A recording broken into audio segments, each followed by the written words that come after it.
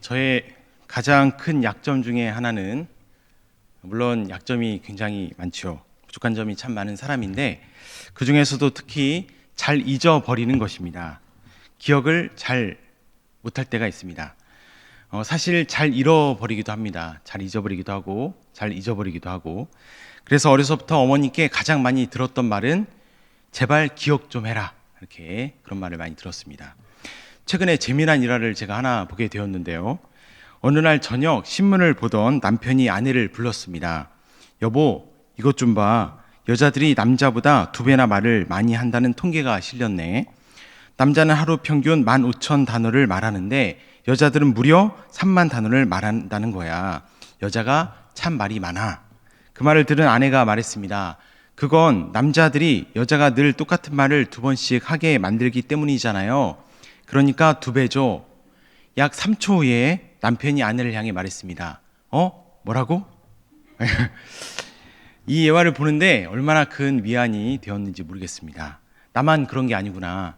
남자가 다 똑같구나. 이런 생각이 들었습니다. 하지만 제 아내에게는 별로 위로가 안 될 것 같습니다. 또 머지않아 제 딸한테 아빠 제발 좀 기억 좀 해줘. 그런 말을 듣지 않을까 싶습니다. 그러니까 3대에 걸쳐서 새 여자에게 계속해서 한마디씩 듣는 것이죠. 그래서 나름 찾은 방법이 있는데 그것은 메모하기입니다. 그래서 다이어리에도 적고 또 제 카톡에도 적고 또 이제 핸드폰 어플을 보면 거기에 메모가 있습니다. 거기에도 적고 또 포스트잇에 적어서 책상에도 붙여놓고. 그런데 이제는 그걸 어디에 적어놨는지 그게 기억이 안 나요. 저에게 잘 기억하기란 참 쉽지 않은 일인 것 같습니다. 한 번은 내가 왜 그렇게 기억을 못할까 곰곰이 생각을 해봤더니 결국 깨닫게 된 것은 내가 귀담아 듣지 않는구나, 이런 것을 깨닫게 되었습니다. 그게 남자만의 어떤 특권인 줄 알았는데 경청의 문제라는 것을 깨닫게 된 것입니다. 여러분, 우리가 과연 듣는 훈련을 얼마나 잘 하고 있을까요? 잘 되어 있을까요? 이 경청 능력 테스트라는 것이 있습니다. 그것을 이 시간 잠깐 해보려고 하는데요. 항목이 해당하면 1점을 더하시면 됩니다. 이게 100% 맞다 그런 것보다는 한번 재미삼아 해보시면 좋겠습니다. 반드시 솔직하게 하시기 바라고요. 그리고 시간을 제가 넉넉히 드릴 테니까 본인도 하시고 배우자도 한번 해주십시오. 때로는 스스로 자기를 평가하는 것보다 남을 평가해 주는 것이 더 맞을 때가 있습니다. 자, 화면을 좀 보여주시고요. 자, 나는 상대가 하려는 말을 대체로 빨리 이해하는 편이고 그런 다음에는 흥미가 떨어진다. 예 하면 1점, 아니요 빵점입니다. 예, 본인도 하시고 배우자도 열심히 하시는 분도 계신 것 같고요. 자, 2번, 흥미로운 얘기가 나오면 자세히 확인하기 위해 상대의 말을 끊을 때가 있다. 있으면 1점, 없으면 0점이겠죠. 자, 3번, 상대방의 말과 행동에서 나오는 오류를 나도 모르게 지적하게 된다. 반사적으로 하게 된다는 것입니다. 맞으면 1점. 4번, 상대방 얘기의 본질을 간파하고 나면 난 이제 무슨 말을 할까 궁리하기 시작한다. 맞으면 1점입니다. 5번, 늘어지고 불필요하게 세세한 설명은 듣기가 정말 힘들다. 일반적으로 좀 힘든 면이 있는데 나는 많이 좀 힘들다. 그러면 1점이 되겠습니다. 6번, 예의상 듣는 척하는 경우가 많다. 없진 않지만 그게 좀 많은 것 같다, 나는. 그러면 1점입니다. 7번, 상반되는 관점을 듣고 나면 내 관점을 언급해야 직성이 풀린다. 예, 맞으면 1점이고요. 자, 8번, 낯선 사람과는 설령 그가 아주 원하더라도 대화를 가능한 피하는 것이 좋다고 생각한다. 이건 자기의 생각입니다. 좋다고 나는 생각한다. 그러면 1점입니다. 자, 9번, 상대가 얘기를 다 마치기 전에 대개 해결책이 머릿속에 떠올라 얘기해주고 싶어진다. 맞으면 1점입니다. 자, 마지막 10번, 존경하지 않거나 어리석고 무능력하며 애송이라 생각되는 사람의 말은 듣는 척은 할지언정 경청하지는 않을 것이다. 맞으면 1점입니다. 자, 점수를 다 더해 보시고요. 몇 점 나오셨습니까? 한번 평가를 해볼 텐데, 전제는 객관적이고 솔직하게 평가를 해야 합니다. 그런 경우에 2점 이하인 경우에 손을 들지 마시고, 조금 부끄러우니까 집에 가셔서 배우자분과 함께 나누시면 좋겠고요. 2점 이하인 경우에는 이상적인 청자라고 합니다. 그래서 주변 사람들의 사랑과 존경을 받기에 합당하고요. 뭔가를 분명히 이룰 것이다. 이미 이뤘을 수도 있다. 그렇게 얘기를 합니다. 3점부터 4점, 좋은 청자입니다. 간과하고 있는 몇몇 오류를 습득하고 익힌다면 더 좋은 청자가 될 수 있습니다. 그리고 5점, 6점, 스스로는 분명 자신이 좋은 청자라고 여길 테지만 명확히 말하면 당신은 보통 수준의 청자입니다. 듣기에 있어서 오류를 적잖이 범하고 있습니다. 바로 그것들 때문에 상대방은 에게 원치 않게 자극을 주기도 하고요. 또 은근히 무심하거나 무례하다라는 평가를 듣기도 합니다. 아마 많은 경우에 여기에 해당하지 않을까 싶습니다. 자, 7점, 8점. 당신은 잘 들을 줄 모르는 사람입니다. 물론 완전 꽝은 아니기 때문에 아주 고독하지는 않겠지만 그래도 대화를 잘못하는 게 훨씬 많아서 많은 사람들이 이미 자신에게서 뒷걸음질을 치고 있을 것이다. 이렇게 말을 하고 있고요. 9점, 10점. 당신은 대화 자체를 모르는 사람입니다. 정신 차리고 모르면 부디 배우기 바랍니다. 경청할 줄 모르면 인생에 아주 큰 만족을 놓치게 되고 출세도 힘들고, 제 얘기가 아니에요. 여기서 하는 겁니다. 그리고 출세했어도 그 출세 때문에 주변이 괴로울 수 있다고 합니다. 그리고 밥도 혼자 먹고 잠도 혼자 자게 될 것이다. 당신에게는 대화에 있어서 반드시 꼭 혁명이 필요하다. 이렇게 말하고 있습니다. 어떠셨습니까? 예. 성경에서도 보면 듣는 것을 굉장히 강조하고 있는데요. 여러분 쉐마 이스라엘 들어보셨죠? 신명기 6장 4절의 말씀인데, 성경의 가르침을 한마디로 한다면 하나님 사랑, 이웃 사랑이지 않습니까? 이 말씀을 담고 있는 것이 바로 신명기 6장 4절의 말씀입니다. 이 말씀이 사실 우리에게는 뭐 그렇게 심각하게 느껴지지 않지만, 그리고 더 좋아하는 말씀도 많죠. 하지만 이스라엘은 가장 사랑하는 말씀이고, 그래서 자녀들에게 이것만은 꼭 기억해라 하면서 가르치고 외우게 하는 말씀이 이 신명기 6장 4절에 이렇게 이어지는 그 말씀입니다. 바로 쉐마 이스라엘입니다. 이 말씀을 보면 들으라고 명령하고 있죠.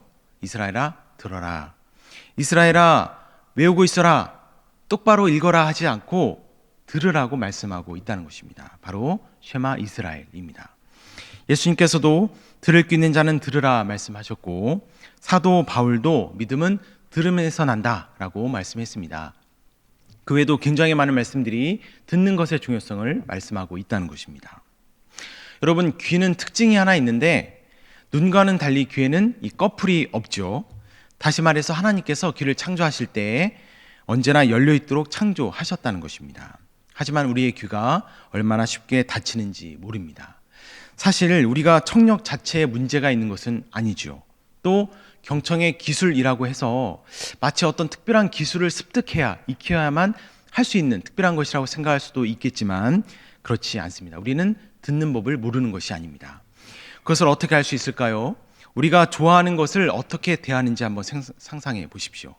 내가 좋아하는 것에 대해서 우리는 지나칠 정도로 잘 보고 잘 듣고 있습니다.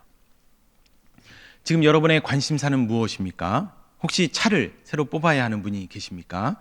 그래서 어떤 차를 골라야 할지 고민이 되십니까?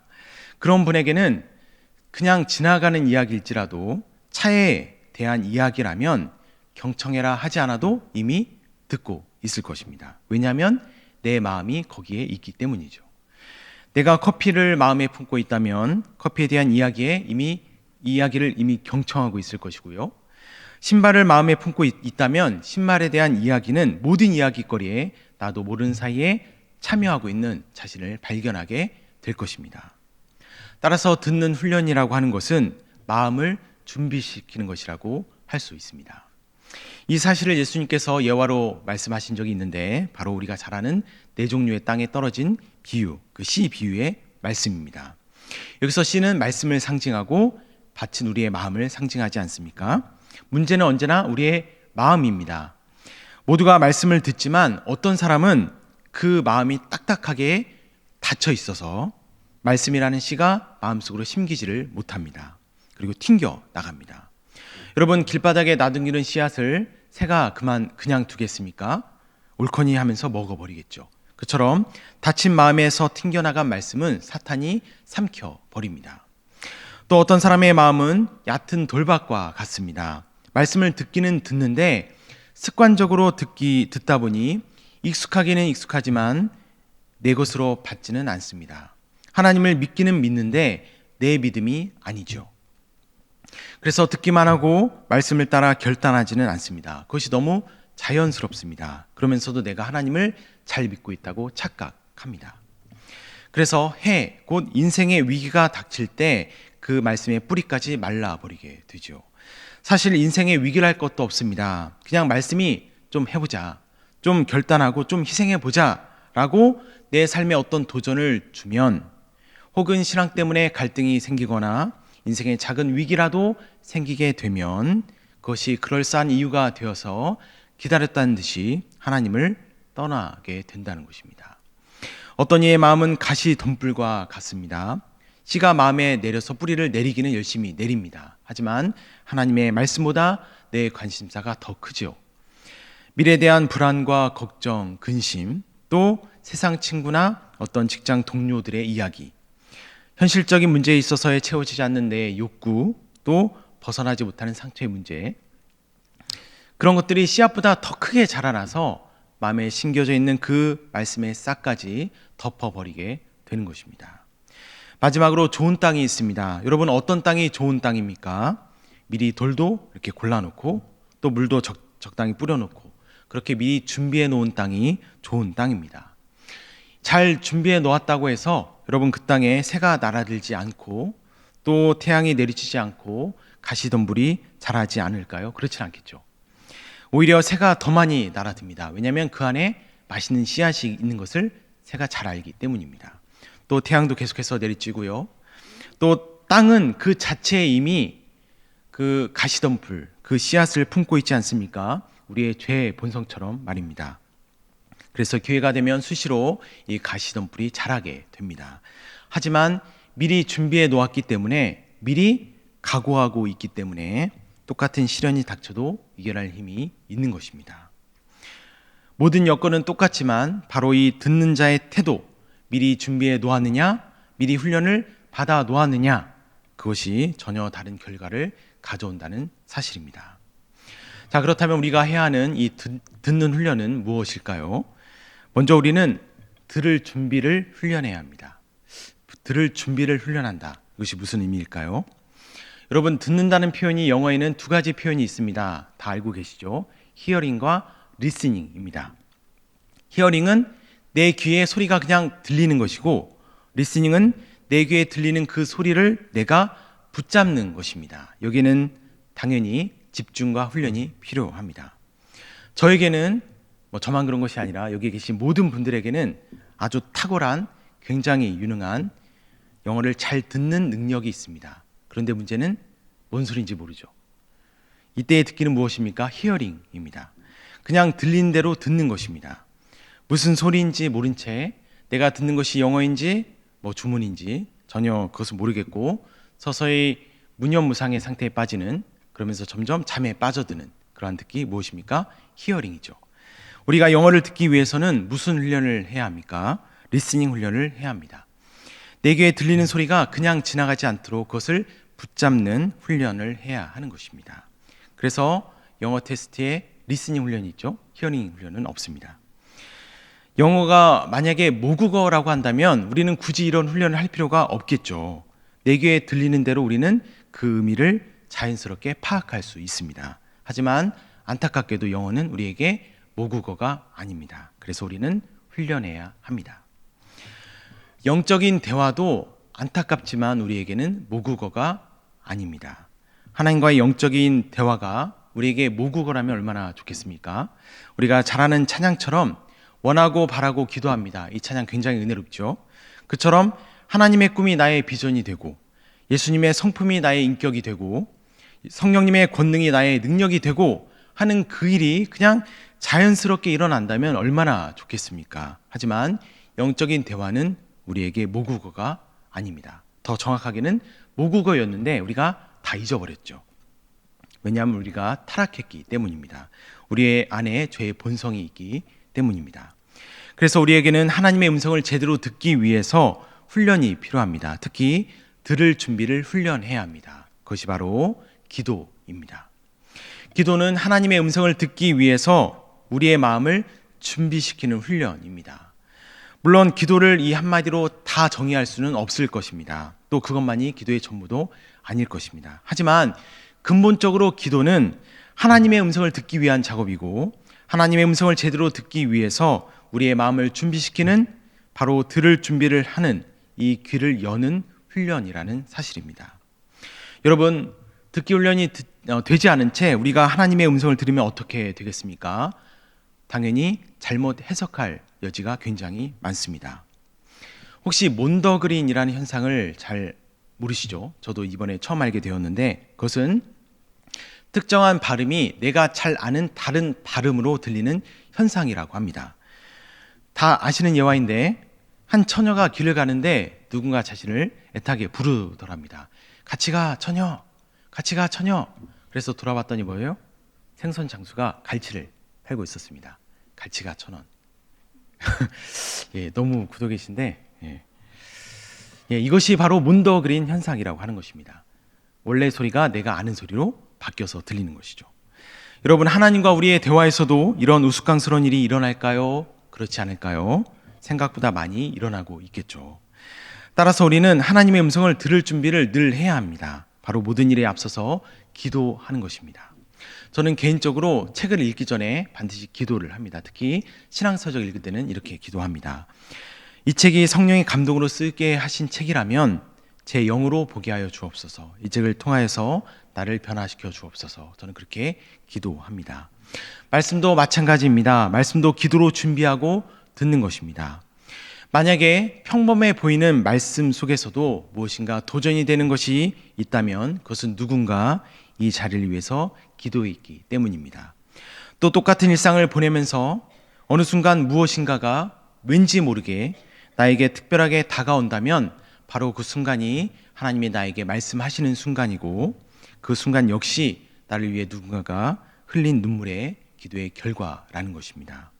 기도로 들을 준비를 한 사람만이 은혜를 붙잡을 수 있음을 먼저 기억하는 우리가 되기를 소망합니다. 둘째는 들은 것을 행하는 훈련을 해야 합니다. 우리가 잘 듣기 위해서는 이미 들은 것, 앞에 들은 것을 행해야 합니다. 행하면 그 다음에 더 잘 들을 수 있습니다. 이미 들은 것을 실천하는 것이 가장 잘 듣는 길이 됩니다. 물론 일단은 잘 들어야 하겠죠. 하지만 이 시대의 문제가 무엇입니까? 우리가 너무 많이 듣고 있다는 사실입니다. 많이 듣는 게 나쁜 것은 아닌데 우리는 듣기만 합니다. 우리는 많이 가져야 나눌 수 있다고 생각하죠. 하지만 그것은 우리의 죄성을 간과한 판단입니다. 죄성을 가진 우리는 많이 가지면 가질수록 더 가지고 싶어 하지 나누려고 하지는 않습니다.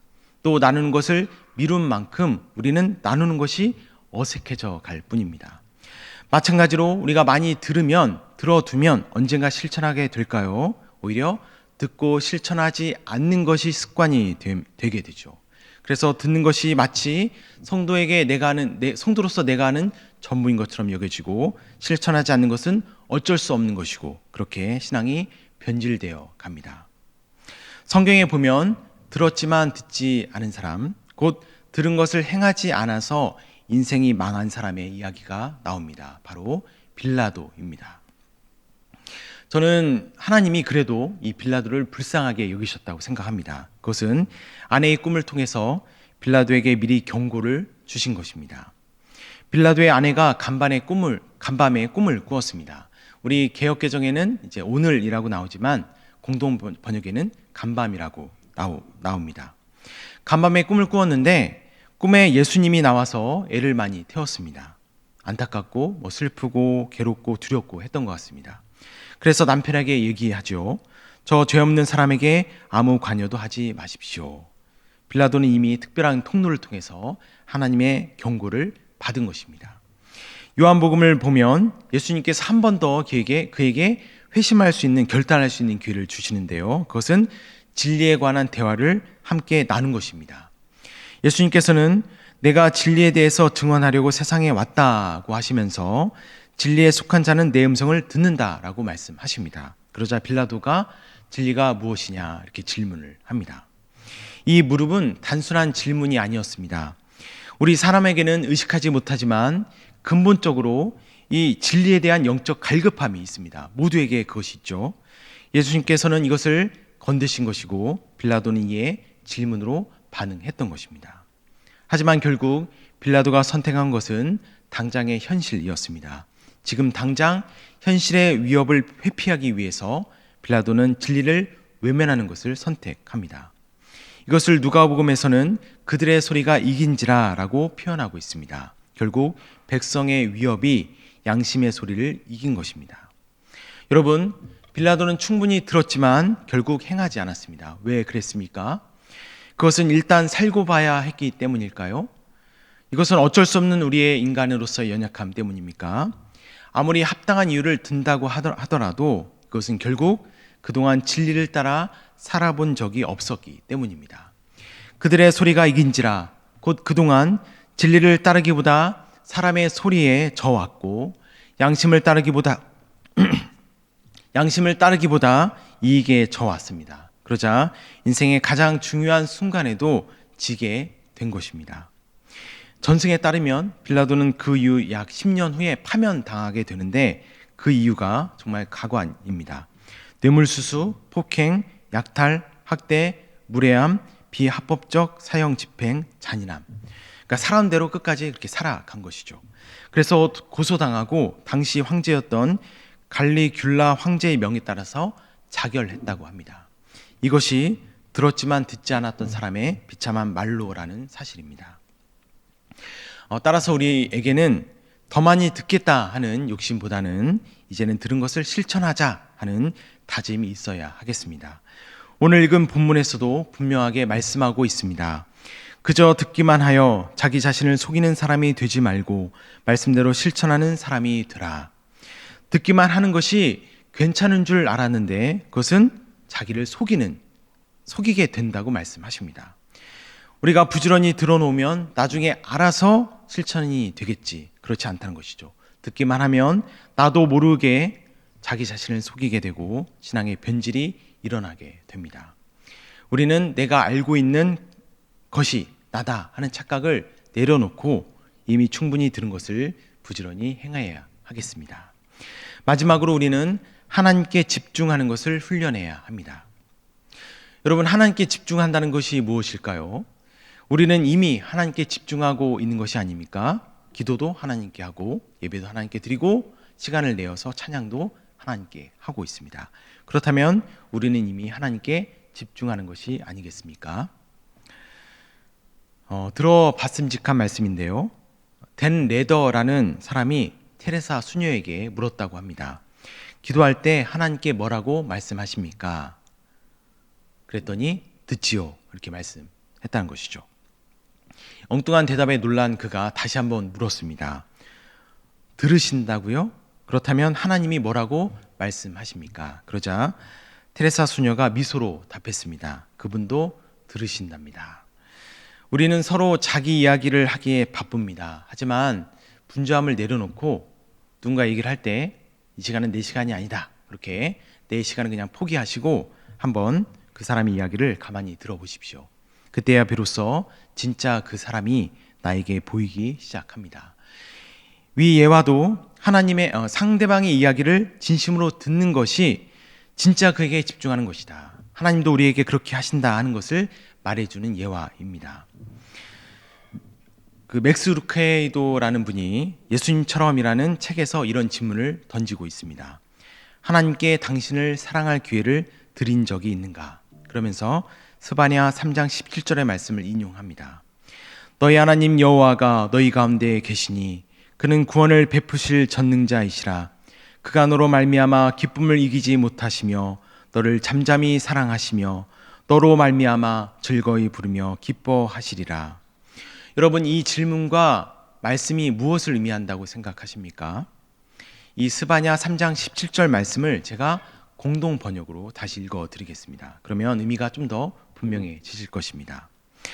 내 하나님 야훼께서 내 안에 계신다. 너를 보고 기뻐 반색하시리니 사랑도 새삼스러워라. 명절이라도 된 듯 기쁘게 더덩실 춤을 추시리라. 여러분, 여기서 주체가 누구죠? 주체는 우리가 아닙니다. 주체는 하나님이십니다. 바로 하나님이 우리를 기뻐하시고, 하나님이 우리를 사랑하시고, 하나님이 우리를 위해서 노래하시고 춤을 추신다는 그러한 의미입니다.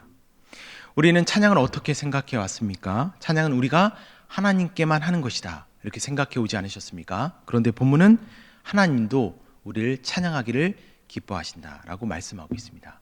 굉장히 충격적인 말씀이죠. 하지만 그것이 하나님의 마음입니다.